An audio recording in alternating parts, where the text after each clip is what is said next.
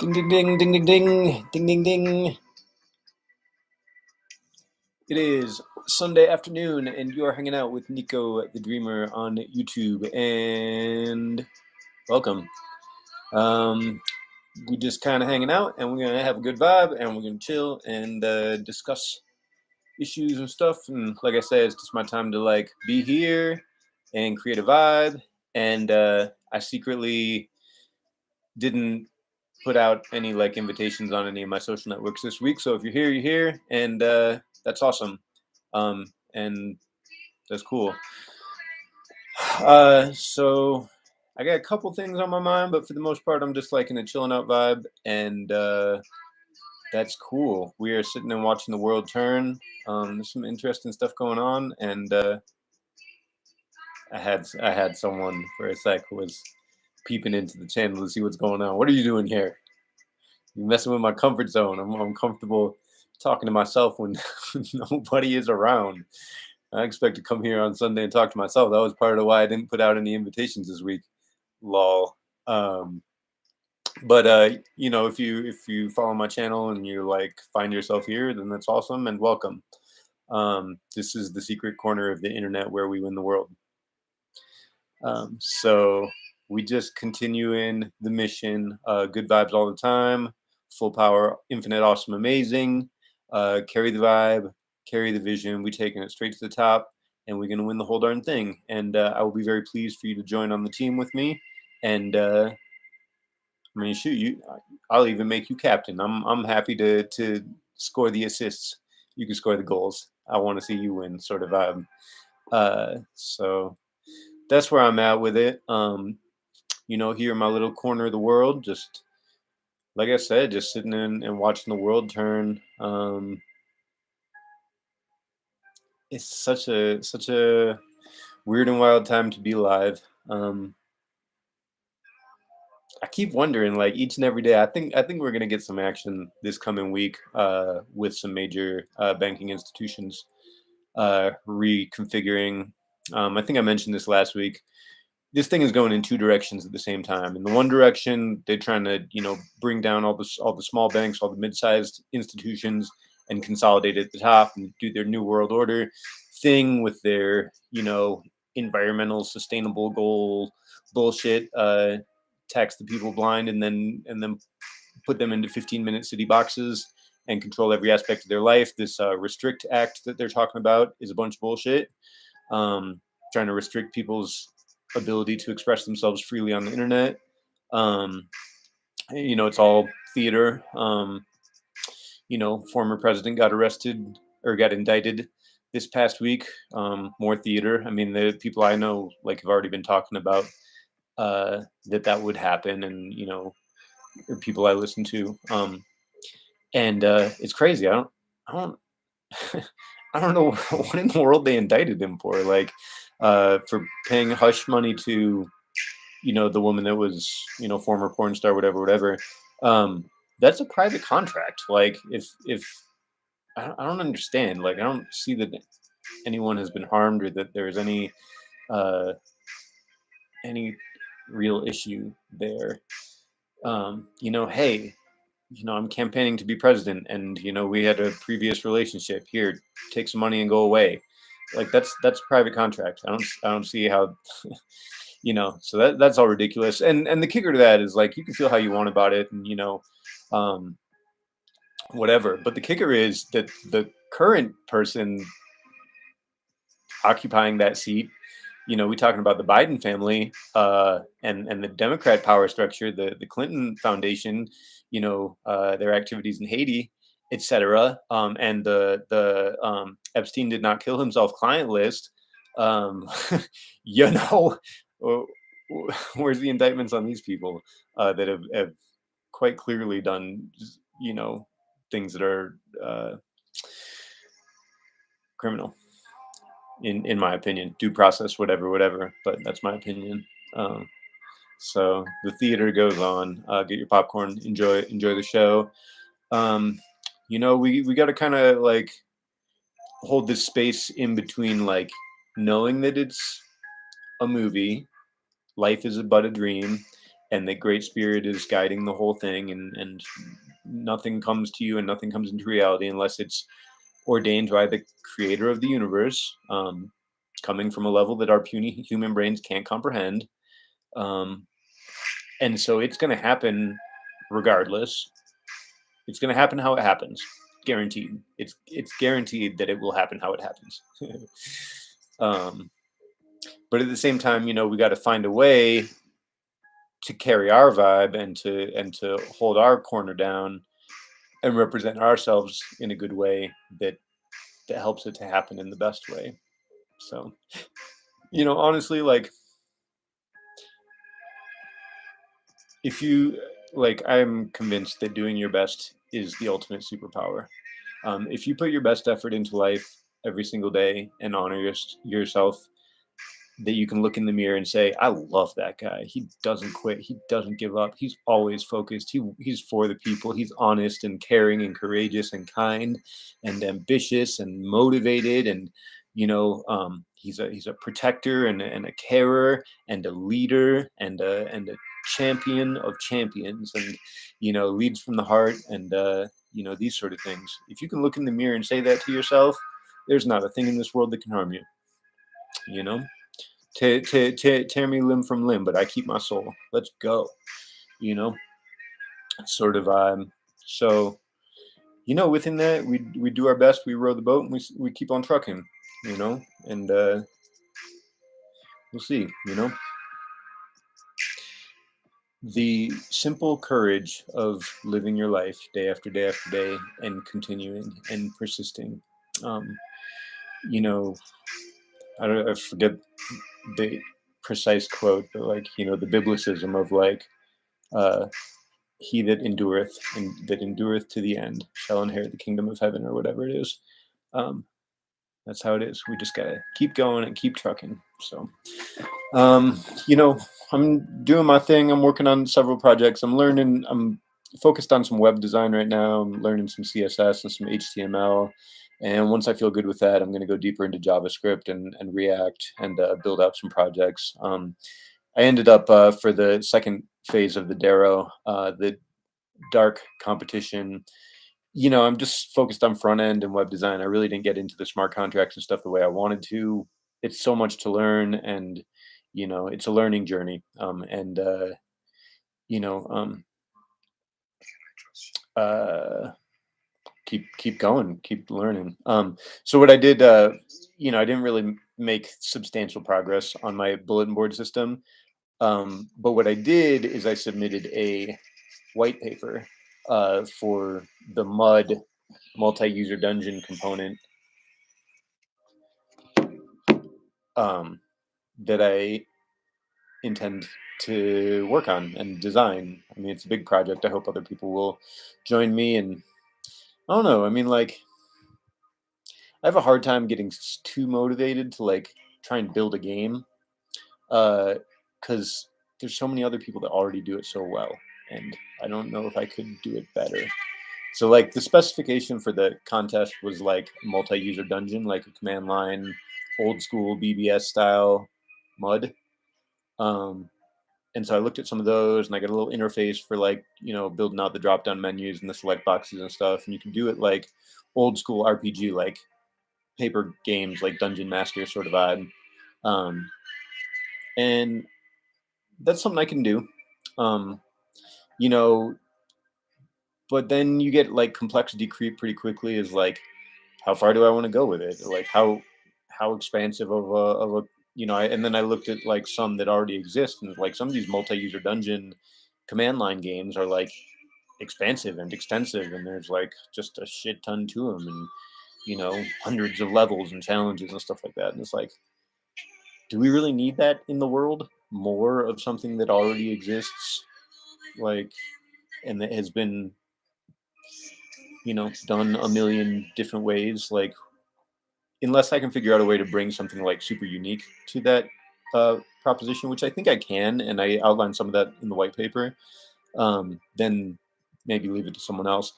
But then in my journey of looking into that, I spanned the whole stretch from command line based mud dungeon crawler all the way up to like modern, like 3D photorealistic Final Fantasy 16 sort of vibe, which looks awesome. And I'm super stoked on. I love the Final Fantasy series mostly just for the fantasy and the art and the music of it, and the creativity, and that's really cool. And like, I'm a fan of like the bit graphic, like 16-bit Super Nintendo style Final Fantasy 6. Shout out, favorite game ever, sort of vibe. And I saw some cool games that are kind of doing that. Octopath Traveler, like this like high definition bit graphic 16-bit sort of style, is pretty cool, and some of those games look cool. So, that's cool, and I like the idea of porting that over to the blockchain, and like having some NFTs, having a little governance token, stuff like that. Give me a reason to go deeper into building some smart contracts and stuff like that. And I think I will get to that eventually. I mean, I do wish to write some cool, uh, have like a fungible token and do some smart contract stuff. Um, I think I could do a fungible token on Darrow that could model some of the trustless yield aspects of Hex, and some of the like fair launch aspects of Zen, and do it with strong game theory and tokenomics in a way where people generate and have access to abundance. And then it gets you to thinking of like, do we really want to create like a massive like multiplayer online MMORPG metaverse sort of thing? Do we really want to entice people to spend more time in front of their computers sort of vibe? The way like I look at like my whole adventures in crypto and learning code and stuff as a kind of like a curiosity thing. It's a learning experience. It's very logical, mostly linear, but like with creative aspects as well. Like the linear sense is if you don't write the code right, it doesn't work. But then the creative sense of like you can put it together any way that you want, very modular. But I look at the whole thing as like a means to an end. Like I intend to live in a way to where I may, and as part of my manifestation of it, I consider myself retired already. I work when I work because I choose to, but I would like to expand on that security of choice, to the point where I'm a traveler, man. I want to go travel the world and then do different things. Like, I'll probably carry a laptop with me and be able to like work on projects and code and stuff. Like one of my best experiences of that was when I was traveling in Europe. I had my small little laptop with me, and I could pull it out at the hostels I would stay at, and dink dink dink, learn some stuff, catch up with some stuff, and then put it away and go out on the town, whatever. And that was so cool. Like the hostel scene in Europe is cool. I'm kind of aging out of that scene. I don't think I would be comfortable kicking it with 20-year-old alcohol users uh, at this point. I think I'm probably too cool for them, in all honesty. Uh,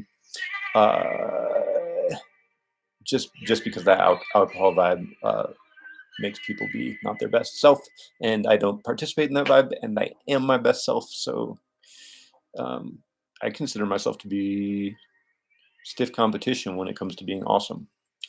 And I encourage everyone to lean into that as well. And I will challenge you. I will race you to the top of the mountain as far as being our best selves go. And it's a competition where everybody wins. So that's great. Anyway, I'm just kind of motor mouthing my ideas. So anyway, I mean, I like the idea. I found a really cool plugin, like JavaScript RPG sort of thing, that I could build on. I want to do like a in-browser game that you can play it from the website and learn and enjoy and connect to the blockchain and do some NFT stuff, whatever. But then also have like an underworld on the command line that you can only access from the CLI. And then have like some dungeon challenges and stuff, and like kind of make it a learning experience. People can learn how to use the CLI and learn how to code a little bit as they go in order to like unlock experience and prizes, etc.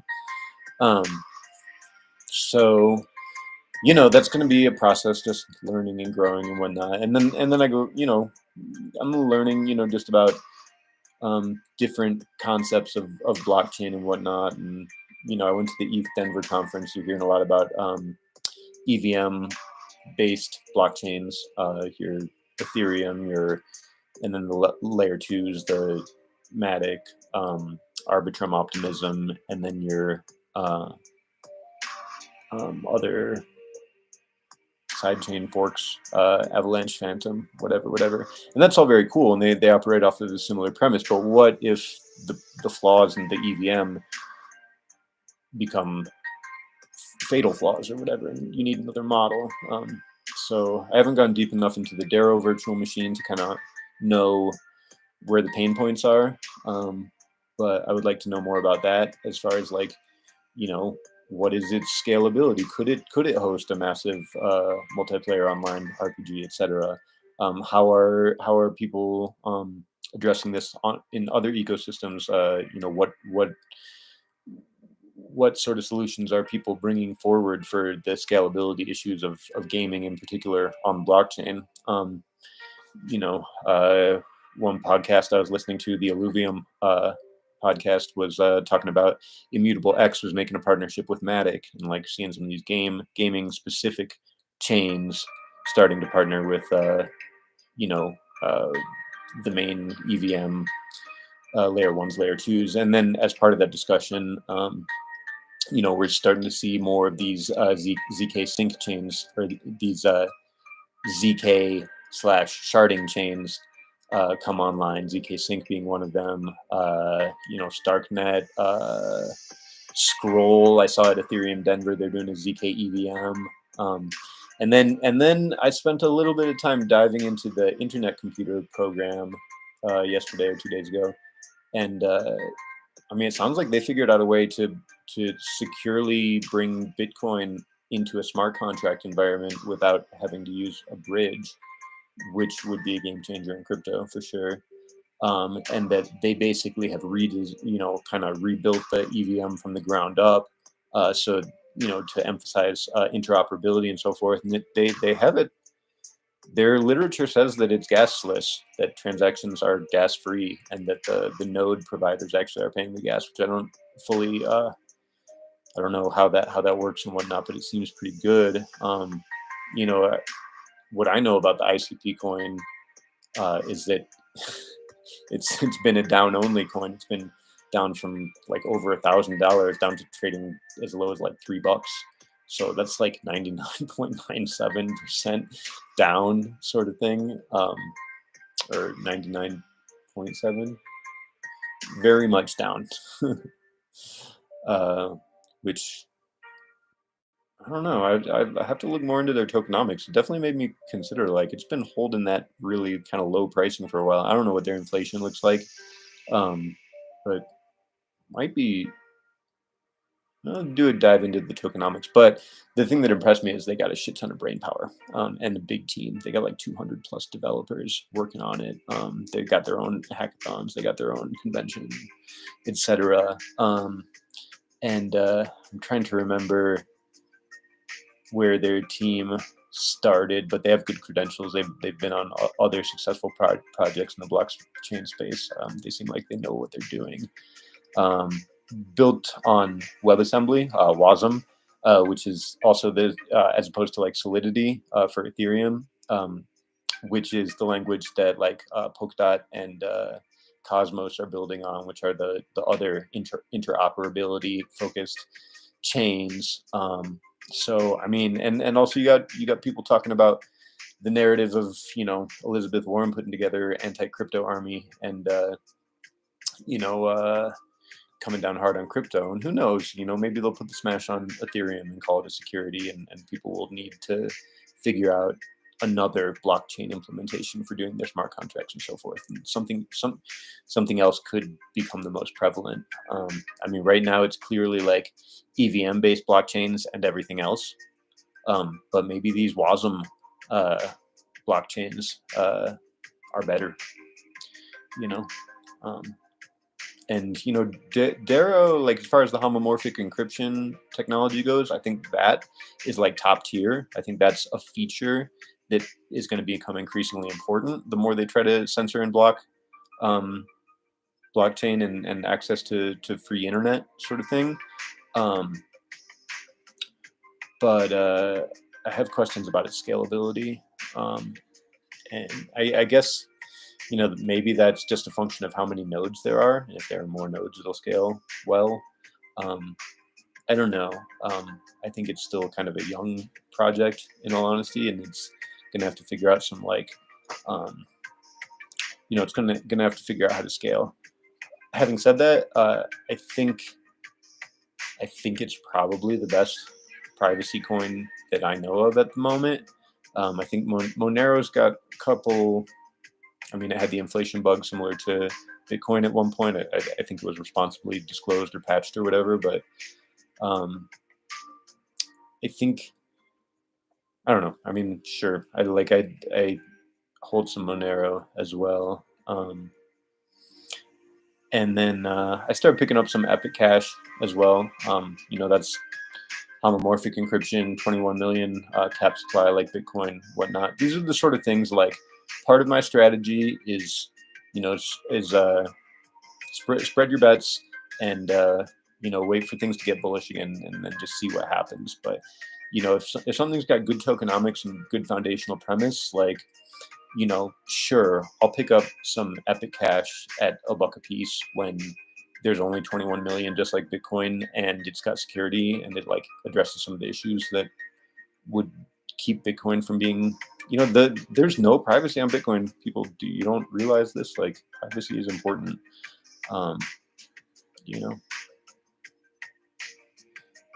So anyway, that's where my head's at in these space. I may have mentioned last week, Arbitrum did their airdrop. Your boy picked up some coins, which I'm excited about. And then immediately people are saying that their entire governance model is fucked. And, so it's been dumping today. I read a thread on it with giving more details. It seems like their governance model is not completely perfect, but just that, like, there was, some misunderstanding about it, so forth. And I do like the Arbitrum chain. It's cheap. That's the primary reason, is its transaction costs are cheap. Like, my average transaction over there is like 16, 18 cents.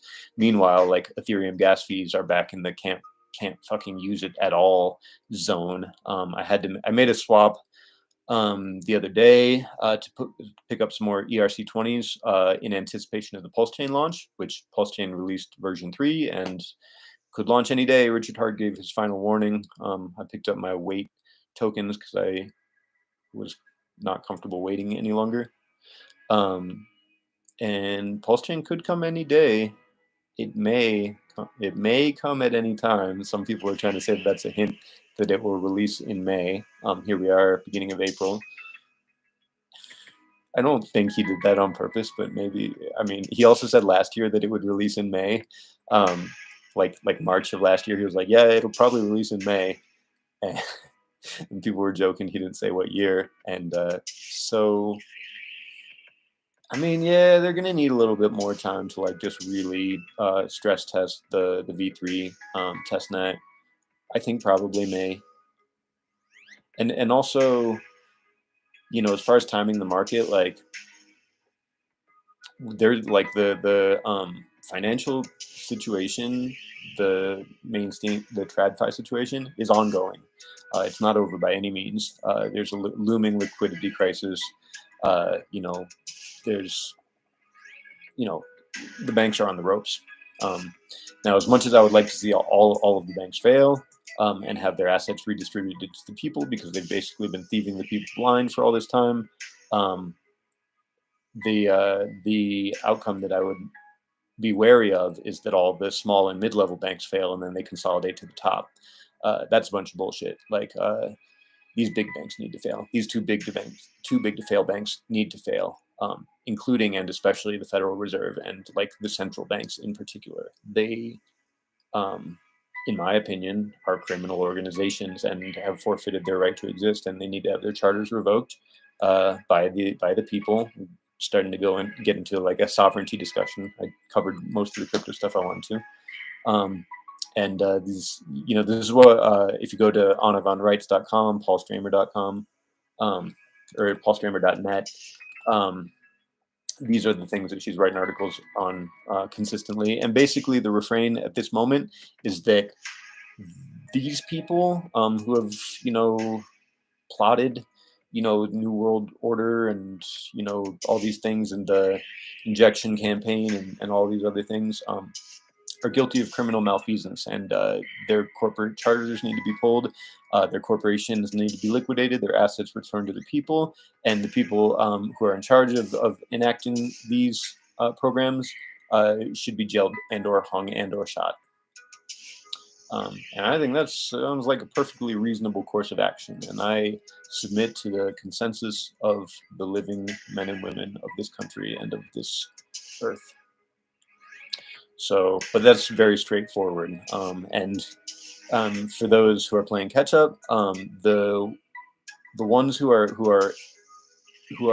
vested with the responsibility of enacting that would be basically at the Vatican, at the Pope and the Vatican structure, because they are responsible for administrating the jurisdiction of the air, and they basically are responsible for like all corporations. The root corporation that chartered all these other sub corporations is the Holy See, if you may, which causes me some amount of consternation. Is like, reading the Anna von Reitz articles, like, and she's got a history with the Vatican and whatnot of like bringing to their attention that these criminal stuff has been happening. But my question is like, after I mean, how could they not? I mean, of course they must have been aware of all this stuff going on all this time. So what makes you think that they are going to listen to what you have to say and pull the charter on these corporations and so forth? It seems more likely to me that the Vatican would just like show its fangs and say and just keep on doing what they're doing, and that, like, I don't know. I mean, it seems to me like Rome is the seat of the Antichrist sort of vibe, and but just doing due diligence, noticing these parties and saying this is our lawful right to pull the charters of these offending corporations and liquidate their assets to the living people. And if you don't do these things, we coming for you. We have the right to enforce justice, whether or not any authority structure approves it or not.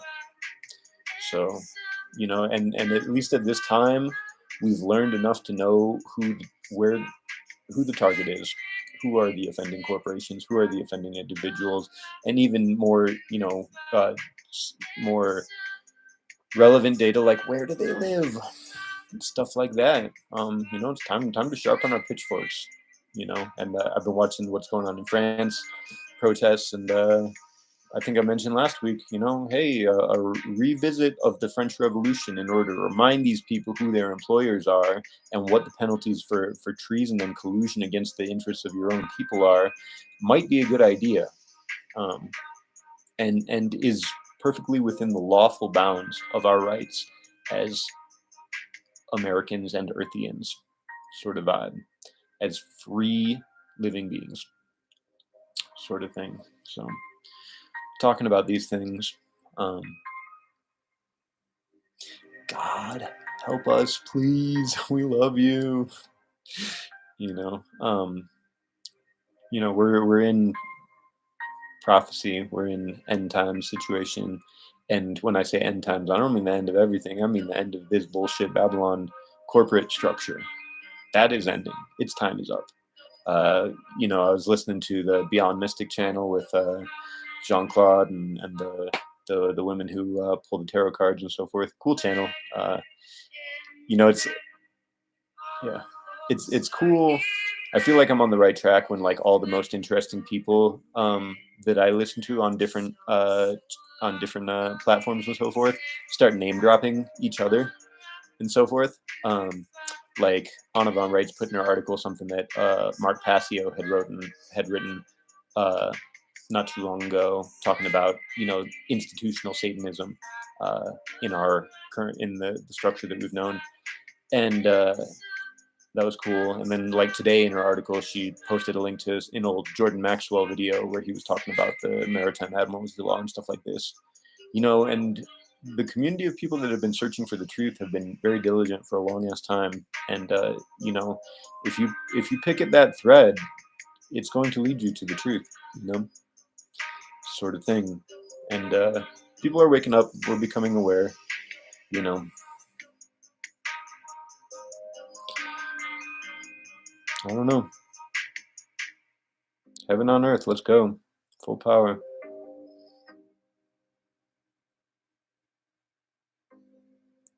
All of life is suffering, and the root cause of suffering is ignorance. It's the Buddha. It's the Four Noble Truths and the Eightfold Path sort of vibe. So, anyway, I'm just cooking over here. Just cooking up a vibe. Hope you enjoy it. Just coming in on my Sunday, just sharing.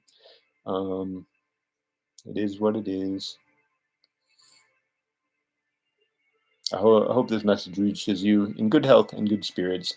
I read that line of like understanding that things are serious and it's important. Compassion and love, and I see. There's this shooting last week, and people getting up in arms about the transgender rights and ideology, and my roommate was saying that they're trying to bring back Jim Crow laws in Texas and so forth. Thing. I don't know the truth of that. I actually haven't looked into it just yet. And so she was, rampage mode, which I totally. I mean, if that's the case, then yeah, that's bullshit. And I don't know. I feel like that was probably a misinterpretation. I can't see that happening at this time in this reality. But just to say that, like, at the end of the day, it's about compassion. It's about love. It's about, honoring and respecting people. The thing that, like, when one of my favorite channels that I follow on Twitter and Instagram is Gays Against Groomers. You got the gay community speaking out against sexualization of children, and I think that carries those voices carry a weight that's deeper than what I can convey from my position. I'm like as a white male American, like my voice is less powerful and marginalized from everyone else. Basically, it's like yeah, like I don't know, like whatever. I don't care. I don't need to, you know. I'm holding down my corner. Like I'm just lead by example. I'm just doing my best here. I want, the marginalized people to have, to feel accepted and valued and seen, and that their voice is heard and stuff. And I'm happy to shut up and listen when people have something interesting and thoughtful to say, and also to help guide people towards conclusions that are going to be the most useful sort of thing. I was thinking the other day, like this whole, it's insane. Like it's insane. This sexualization of children, that like it's even a thing that kids need to think about before puberty. It's like, yo, when you're 6, 7, 8, 10, 12 years old, go outside and play and just have fun, and don't worry about those things. It's not even relevant until you hit puberty anyway, for one. And for two, the thing is, like, we could have a much more nuanced conversation about gender and so forth.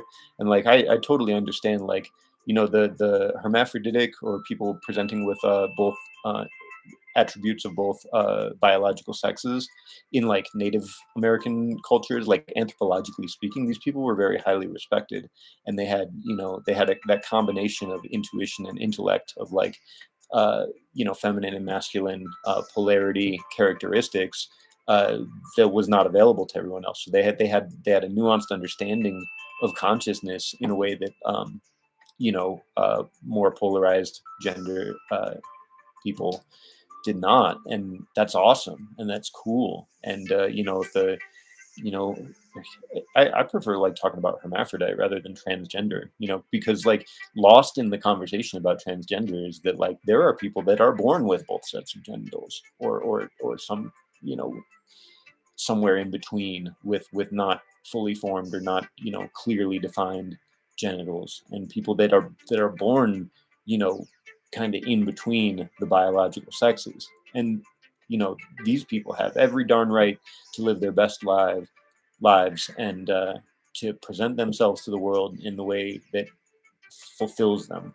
But this idea of cutting off your dick to become a woman, like, mm-mm, doesn't work that way. Like you can you can wear the shoes, but it doesn't change the size of your foot, sort of vibe. Um, and hey, like if that's what you really want to do, go ahead. Like, sure. Like, I'm not gonna look at you any different. I'm still gonna judge you on the quality of your character. Like, do you show up for your people? Are you honest? Are you reliable? Are you, diligent and hardworking and creative? Do you make me smile? These sort of things. Those characteristics are more important. But I will say that I have listened to I've seen enough videos and listened to enough testimony of people who did take the radical, surgery and drugs approach, and then regretted it. And I know that the suicide rate among these communities is statistically is high to a statistically relevant degree. And so I have a lot of compassion for these people that don't feel like they fit into traditional gender roles, and oftentimes causes them to take their lives, and especially, if you go opt for radical surgery and hormonal drug treatment and whatnot, there's a point where there's no going back from that. And, you may have to, some of these people are having to deal with looking in the mirror and feeling that feeling in the pit of their gut and in the deep part of their heart that, holy shit, I fucked up in a way that I can't undo. Um, and so I think that the powers that be want to guide people towards that outcome. They want people to destroy their sacred sexuality. They want, biological women to, mess with their hormonal balance in a way where they become barren and they're unable to know the joy of giving birth and having a family. And same thing for men, and even like myself. I am certain that I would be more virile and more capable of having a family and whatnot if it wasn't for all these god fucking unacceptable chemtrails in the sky and fucking fluoride in the water and fucking GMO food and all this bullshit, and 5G and all this stuff, like, testosterone and sperm counts and all this stuff. It's not okay. These people that have intentionally done these things knowing the outcome shall face criminal trial. Shall, must, will face criminal trial. And from there, jury can decide. Will of the people. I'm not going to say what the outcome should be, but I will say that whatever the jury decides, I support. But justice will be done, sort of thing. And so, like, going back to like the where the children fit into this is like, for fuck's sake, can we please teach children about love? Can we please teach children about compassion, about understanding, about connectiveness, about family, about caring? That's the real fucking crime. You can teach children about sexuality. You can, once they understand all of those other things on a very clear and focused level. Kids can know about sexuality, whatever. It's not taboo. It's the most beautiful and sacred part. One of the most beautiful and sacred parts about being a human being. But, I was thinking the other day, is like, love is a topic that is so nuanced and has such depth and so all-encompassing that you could teach it every moment of every day at every school for the entirety of our existences, and you could never get to the end of it. It's the most important aspect. It's the most important aspect of every aspect of our lives. is understanding what love is and how to express it, you know. And the fact that the agenda is jumping over that, and just going straight to crude base level, carnal sexuality, is just clear as day evidence that it is satanic, and it has nothing to do with making the world a better place, or helping people be their best selves, or helping people find their way to true happiness. Nothing. In fact, it's the opposite of that. Like I said, they want to drive people to the position where they feel like they've hit a point of no return, and that their only choice is suicide. They're doing it on purpose.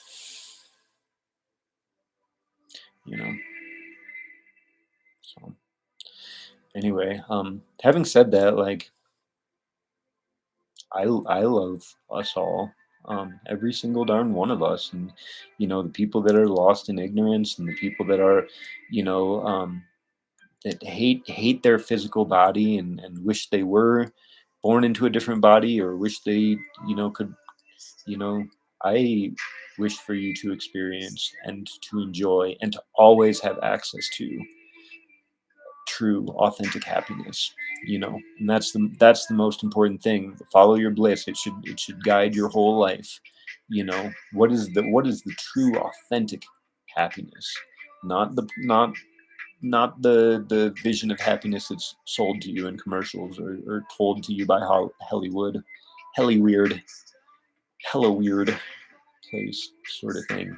um and if you I'm I'm getting in my feels a little bit. I'm tearing up a little bit. Like, this is like so darn important. And I love my people so darn much. That to see them caught up in the ignorance of the thing, and missing the mark of, like, yo, none of the external stuff matters. Are you happy? And how can we help you to get to true meaningful happiness, true meaningful joy? In a way that affirms life, and doesn't take from anyone else's ability to be happy. That you can share happiness, etc., etc. Um, we're also beautiful. We're also deserving. Um, soldier on. You know, just another soldier in the army of love. Let's go. So, you know. Um, So that's kind of the rant for the moment. Whatever. We're gonna continue watching what's happening in the world. Gonna continue shining our light. I'm in the gym every single day. I think I'm w- I I'm weighed out. Um, I put on almost 20 pounds of muscle in the last year. Which I'm pretty stoked about. I eat vegan. I eat sweet potatoes and kale and cereal with nuts and berries, and stuff like that. My diet's on point, and I'm just, like, consistently getting after it and working to be my best self and carry my vibe, for you and for us. Because I know the vibe resonates forever. So I'm doing my part the best I can. Not perfect, still trying. Yep. And if you hear this message, let's go, fam. Like, I'm honored to have you on my team, for us to be on the team together, and we're gonna win. Goodness wins in this life or the next. Like, can't the bonds of life and death, and physical 3D reality cannot hold us. Cannot hold us. You will meet my soul. You will meet my spirit in the stars in the next world. I will dance and sing and play. Cannot hold us. These bonds of flesh and these physical 666 carbon atom meat suits that we inhabit, it's only a short ride, you know? But eternity is forever, and our consciousness is forever. So honor yourself, be the best you can, be compassionate, be caring, be sharing, be loving, be kind. The things that you do in this life echo for eternity, even the smallest things. Every moment of connection with consciousness is an opportunity to bless the whole universe with simple affirmations of love and kindness and goodness. And, whatever you believe about Great Spirit, or your personal theology, is God is good. That's what I believe. God is good. goodness in all of its forms. Anywhere that goodness is expressed, God is there. You know, anywhere where good overcomes evil, anywhere where light triumphs and the shadow, darkness doesn't even exist. There's only shadow. You know, darkness is not a thing.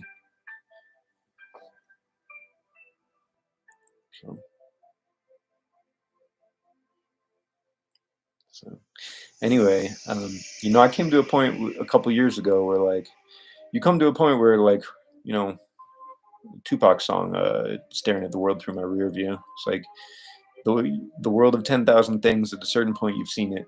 You've seen it, and it's just permutations of things that you've already seen. You know, um, and so from that point, you're staring at the world through your rear view, and you start thinking about, like, how do I want to remember myself when I die? You know, and you know, I think people that, like, once you have, like, a kind of a spiritual awakening sort of vibe, um, you become dead to the world, but alive to the world of spirit, and be in the world and not of it sort of vibe. Um, so, in any case, that's all I got for you. Have a beautiful week. Love you very much. We're winning. We continue to win. We couldn't possibly win any harder. We great spirit is in complete control. Full power surrender is the only option. You know, love and light all the way. And even within these things of, like, you know, just understand that within the political theater, they're trying to stir up emotions and put people into a fear mode, and that peace is our most powerful weapon. So that peace of mind, that peace of heart, that peace that allows us to bridge the gap between people who are different from us, right? And to show understanding and whatnot, that's our most powerful weapon, you know. And we got it. We got it 100%, 100%. So I'm just gonna end up rambling and saying the same things over again. I could repeat these things like a mantra, infinitely, and I do, and it is week after week after week. The message doesn't change. Peace on earth, heaven on earth, full power, infinite, awesome, amazing. Be your best self. See what happens. Um, Life is but a dream. We got this. We got this. I will see you on top of the mountain. I will see you at the center of creation. I will see you in the secret space of the heart, and where all is one and everything is good. Love you so much. I hope you've enjoyed being with me this week. I will intend to be here next week. We'll see. My YouTube channel is super ad hoc at the moment. I hope people enjoy seeing my face, and it is what it is. I like having a dialogue with myself. That's just fine too. Um, Love you very much. Have a wonderful week. Infinite blessings to all of us. Aho. Peace and love.